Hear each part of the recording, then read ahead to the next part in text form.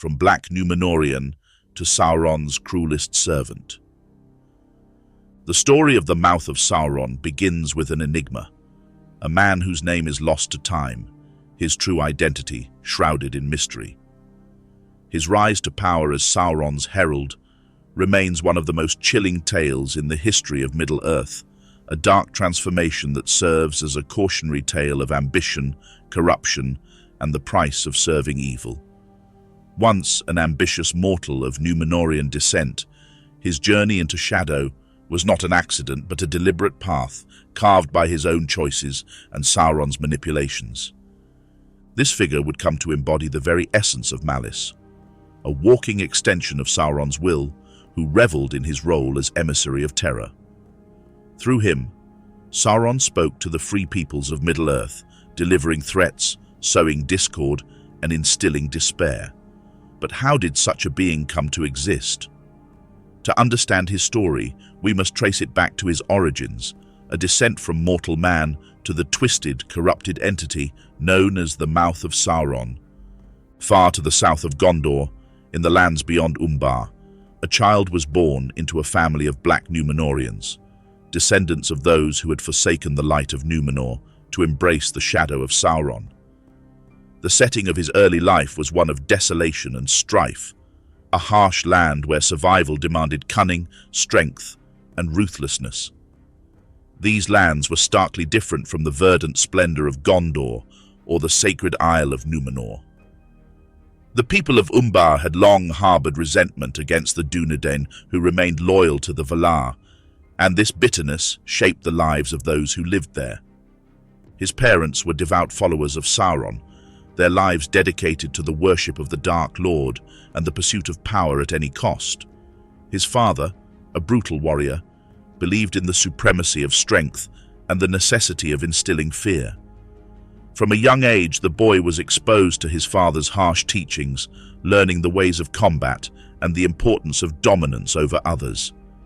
His mother, on the other hand, was a practitioner of dark sorcery, deeply versed in the forbidden arts taught by Sauron's agents. It was she who opened her son's eyes to the allure of power through fear, manipulation, and the mysteries of the unseen world. This upbringing forged him into a cunning and ambitious young man.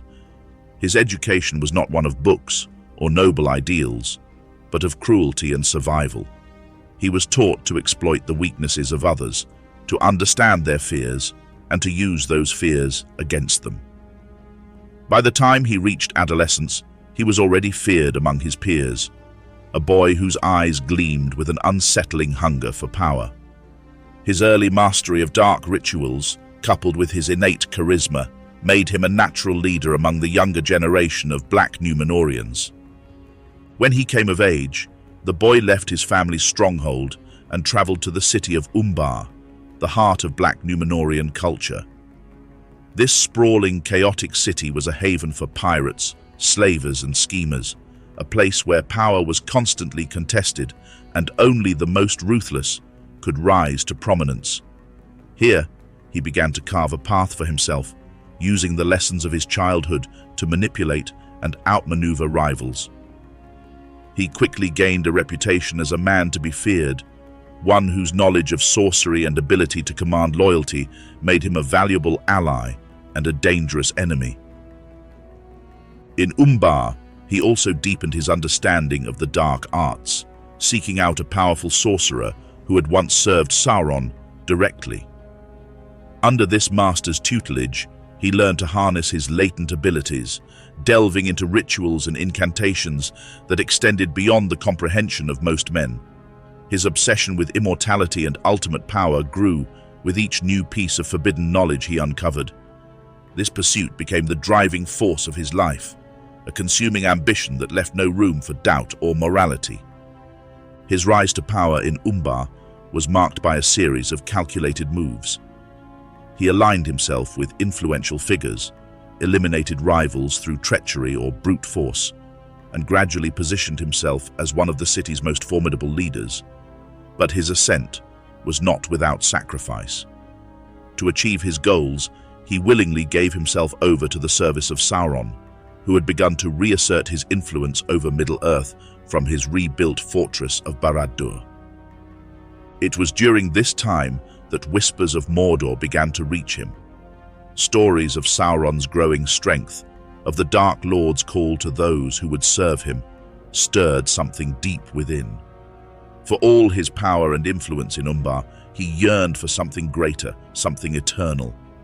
The thought of serving directly under Sauron, of gaining access to the Dark Lord's limitless knowledge and power, was irresistible.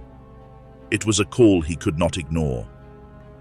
When the time came, he abandoned his life in Umbar and journeyed to Mordor, leaving behind the city where he had built his reputation. The journey itself was a crucible, a trial that stripped away the remnants of his humanity. As he crossed the ashen plains of Mordor and approached the looming presence of Barad-dûr, he felt his old self slipping away. By the time he stood before Sauron, he was no longer the man he had been in Umbar. He was something else entirely, a servant of shadow bound to the will of the Dark Lord. Thus began the next chapter of his life, a transformation that would see him become the mouth of Sauron, the Dark Lord's cruelest servant and the living embodiment of his malice. The whispers of Sauron's growing power spread like an unseen wind through the lands of Middle-earth, reaching the ears of those who still remained loyal to his name. Among them was the man who would become the mouth of Sauron, now a figure of rising influence in Umbar. These whispers were more than rumors. They were a siren call, a magnetic pull that beckoned him toward the very heart of shadow and power. Barad-dûr, the Dark Tower, was being rebuilt, and with it came the promise of a new era for Sauron's servants. To answer the call was not merely a choice, it was destiny. The journey to Mordor was grueling, a test of endurance and will. The path led him through barren wastelands, desolate mountains, and lifeless plains. Each step closer to the Dark Tower brought him deeper into a realm where light struggled to exist. The air grew heavy with ash and despair, yet he pressed on, driven by an insatiable hunger for the power that Sauron could bestow. The lands of Mordor were a crucible, stripping away the weaknesses of those who dared to enter. By the time he reached the gates of Barad-dûr, he was no longer the man who had departed from Umbar.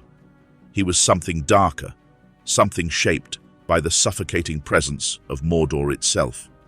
His first audience with Sauron was a moment of utter submission. Sauron, a being of immeasurable malice and cunning, did not merely see a servant in this man. He saw potential. Here was someone who could serve as an extension of his will, a mouthpiece to speak his commands to the world. Under Sauron's gaze, the man felt both insignificant and exalted. He knelt before the Dark Lord and pledged himself utterly, offering not just his service, but his very soul. Sauron began his transformation, not just through words or promises, but through a series of trials and teachings that stripped away the remnants of his mortal identity. Under the Dark Lord's guidance, he mastered sorceries far beyond the teachings he had received in Umbar. These dark arts extended his life unnaturally, binding his existence to the power of Mordor and its master. Each ritual, each act of submission, corrupted him further, reshaping his very being into something that no longer resembled a man. His voice became a weapon of manipulation and fear, his presence a symbol of despair. As he rose in power, his body reflected his inner corruption. His once proud Númenórean features became twisted and grotesque, a mirror of the malice that consumed him. His visage became a source of fear and loathing, even among the dark creatures of Mordor. Yet this disfigurement was not a curse to him. It was a badge of honor, a mark of his complete dedication to Sauron. Now transformed into the mouth of Sauron, he became more than a servant. He became Sauron's voice, his emissary, and his herald. His role was to speak for the Dark Lord, to carry his commands to allies and enemies alike. He relished this position, finding a perverse joy in the power it afforded him. Through his words, he sowed discord among the free peoples of Middle-earth, spreading fear and doubt wherever he went. He negotiated with Haradrim leaders, coercing them into alliances with promises of wealth and threats of annihilation. He manipulated the Easterlings, fanning the flames of their resentment toward Gondor. One of his most sinister acts was the interrogation of Gollum. Sauron's agents had captured the twisted creature, seeking information about the One Ring.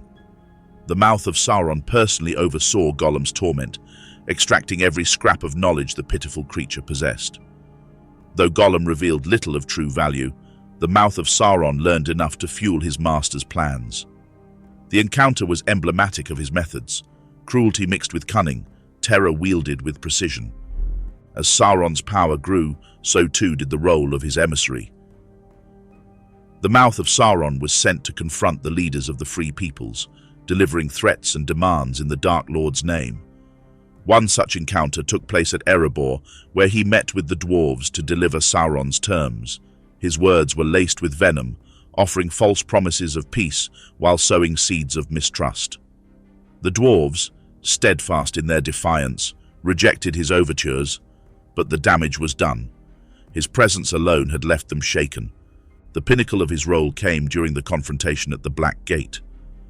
As the forces of the West, led by Aragorn, Gandalf, and their allies, approached Mordor, the mouth of Sauron rode forth to meet them. Clad in black armor and mounted on a towering steed, he was a terrifying figure, his voice dripping with scorn and mockery. He taunted Aragorn, claiming the weakness of the West and presenting Frodo's captured belongings as proof of their failure. His words were calculated to instill despair, to break the resolve of the Free Peoples. He presented Sauron's terms for surrender, demands so oppressive that they could never be accepted. But his encounter with the army of the West ended in humiliation. Gandalf rejected his terms, casting aside his threats with unwavering resolve. The mouth of Sauron, silenced but seething with rage, returned to Barad-dûr, prepared for the final battle. When the One Ring was destroyed, Sauron's power was obliterated and the Dark Tower crumbled. In the chaos that followed, the fate of the mouth of Sauron remains a mystery. Some say he perished along with his master, consumed by the destruction of Mordor. Others believe he fled into the shadows, awaiting a time when darkness might rise again. There are even tales that his soul, bound to Sauron's fate, was dragged into the void, lost forever in the abyss. The legacy of the mouth of Sauron endures as a reminder of the seductive power of ambition and the dangers of serving evil. His story is a chilling testament to the depths to which a mortal can fall when consumed by the pursuit of power. Though Sauron was defeated, the shadow of his herald lingers over Middle-earth, a haunting echo of the Dark Lord's malice. For those who remember his deeds, the mouth of Sauron remains a figure of fear, a symbol of what it means to surrender completely to the will of darkness.